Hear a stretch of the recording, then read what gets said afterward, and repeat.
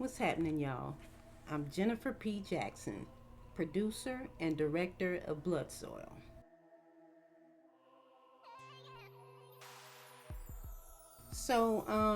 The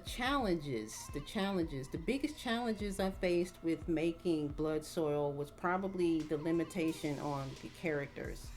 Because now, mind you, all this is new to me. They're like these metahumans, the metahumans. The metahumans gave me so much of a headache because I don't know what's going on with them. The male characters, they had all these weird glitches, and like the heads kept coming detached from the body, and I spent so much time trying to figure out how to get these metahumans to work in a lot of scenes. That's the reason why some of the characters I had to use in multiple scenes, because I got them from a different source. But the metahumans were just wild, wild. That was the biggest thing. The metahumans, that was the biggest thing. um, and then, outside of that, another challenge was just getting used to doing this. This is completely different than doing just like a regular film where you have a frame and you just kind of frame things wherever the camera is pointing.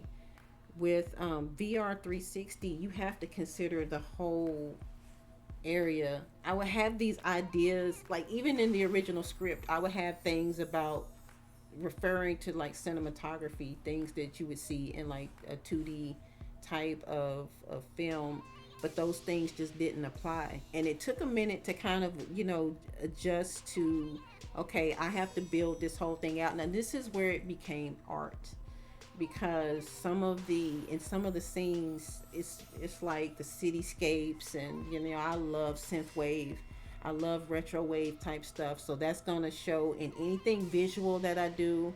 So you got the purples and the blues, and these electric reds, and I just love all of that. So just getting used to actually having to build out a whole scene and not just framing a small section of what the camera might see. But I mean, I got used to it. So what I would do is I would actually just kind of build only what you can see. So if you were to go into the project file and look at some of the worlds I built out, there's nothing beyond what you can see from the position where the camera is.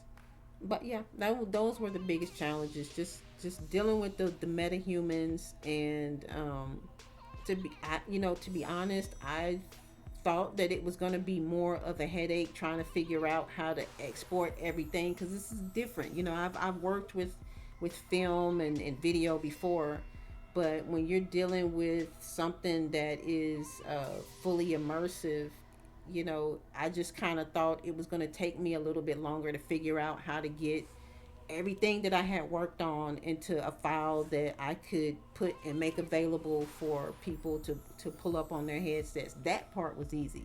But yeah, it was the hands down, it was dealing with animating the metahumans, because they just had so many issues. And I think out of the whole film, I was probably able to use maybe like five of them.